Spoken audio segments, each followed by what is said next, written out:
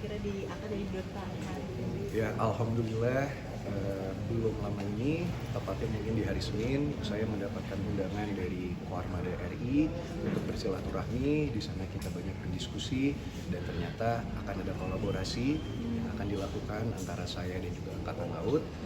Inisiasinya yang pertama adalah ini, saya alhamdulillah diberikan kepercayaan sebagai duta maritim, dan ini mungkin sedikit menginformasikan kepada teman-teman di luar sana agar teman-teman tidak salah paham atau gagal paham. Duta Maritim ini bukanlah jabatan seperti misalnya letkol atau kolonel, tapi ini merupakan penghargaan yang diberikan kepada saya karena saya diharapkan menjadi corong ataupun bisa menggaungkan program-program Angkatan Laut terutama yang berada di maritim seperti olahraga air, ketahanan pangan, lingkungan, pokoknya segala sesuatu yang berbau dengan pendidikan, kesehatan dan juga olahraga, karena kebetulan itu juga inline dengan komisi saya di DPR RI di Komisi 10. Jadi alhamdulillah diberikan kepercayaan oleh Panglima Koarmada sebagai duta maritim untuk bisa menggaungkan program-program Angkatan Laut ini dan mengajak anak-anak muda untuk bisa lebih melek akan literasi maritim.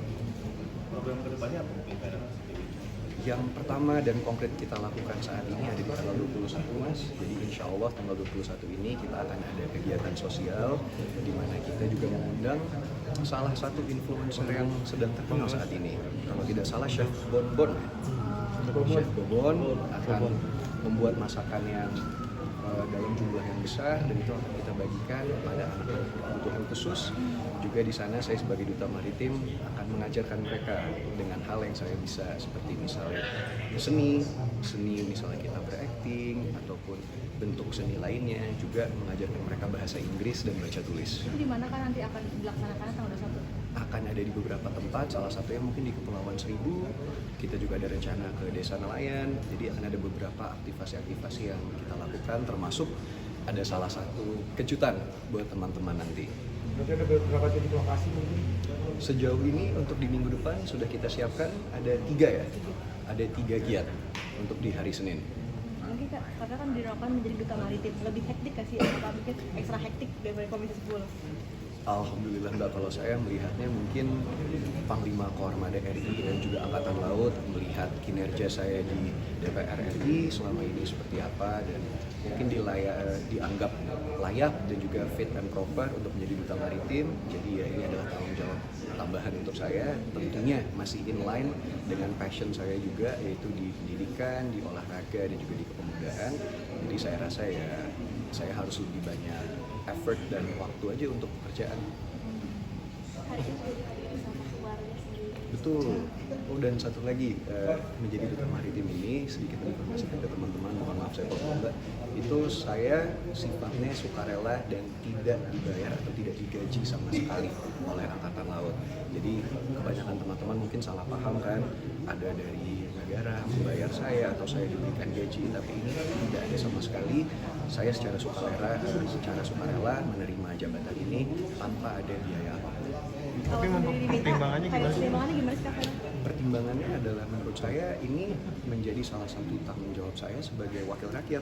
Karena ketika saya disumpah dan saya dilantik, saya sudah berjanji untuk mengutamakan kepentingan negara daripada kepentingan diri sendiri. Jadi saya rasa sebagai anak muda yang alhamdulillah punya influence, saya punya follower, dan saya juga punya media sosial yang bisa dimanfaatkan untuk menggaungkan kebaikan, ya kenapa tidak? Toh ini juga adalah penghargaan yang luar biasa menurut saya dari Angkatan Laut yang diberikan kepada saya, dan mungkin ada nilai historis dan sentimennya Mbak. Jadi mungkin sedikit dari teman-teman yang tahu, keluarga saya itu banyak yang dari Angkatan Laut. Salah satunya adalah almarhum Eyang Papa. Beliau itu adalah jenderal bintang 1 pertama di Indonesia pada saat itu. Dan juga yang mengajarkan saya olahraga, termasuk berenang, pingpong, badminton, apapun itu adalah almarhum eyang saya yang notabene pelaut dulu.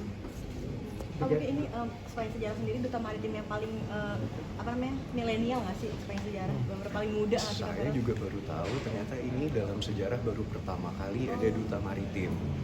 Jadi sebelumnya Angkatan Darat sudah pernah melakukan ini, Angkatan Udara sudah pernah melakukan ini, nah untuk Angkatan Laut sendiri ini kali pertama. Jadi saya rasa ini adalah tanggung jawab yang cukup berat juga ya. Banyak pembuktian dan pekerjaan yang harus saya lakukan, karena bagi saya ini bukan hanya sebuah simbol atau bukan hanya sebuah jabatan yang dikasih, tapi ini adalah panggilan hati dan bentuk pengabdian dan pembuktian saya terhadap tanggung jawab yang dikasih ini. Kan tapi berarti bisa dibilang Eyang itu menjadi role model kamu juga nggak sih di saat dulu, dan dulu pernah jadi itu cita-citanya pengen jadi maritim nggak sih? Betul, Maritim. menjadi ini abdi negara maksudnya. Iya. Mungkin kalau masalah almarhum eyang papa saya, beliau itu adalah sosok yang menurut saya adalah antitesa dari bayangan kita terhadap aparat penegak hukum gitu, ataupun tentara Indonesia, karena eyang papa saya itu orangnya sangat sabar, pendiam, betul-betul very down to earth. Mungkin kalau teman-teman melihat sosok Papa Ivan sekarang, eyang papa saya itu 10 kali lipat lebih tenang, lebih sabar daripada Papa Ivan. Jadi growing up, tumbuh besar, saya itu melihat bagaimana almarhum eyang papa itu orangnya sangat disiplin, dan itu saya juga bicara dengan Panglima Kormada RI di Angkatan Laut ini. Mereka memiliki etika dan etiket di mana kalau ada undangan itu 30 menit sampai 15 menit sebelum acara dimulai mereka sudah harus hadir, sudah harus siap, dan sudah harus dengan etiket terbaik mereka. Jadi hal-hal seperti itulah yang saya lihat tumbuh besar ketika saya kecil dahulu. Karena di dalam menjadi duta wakil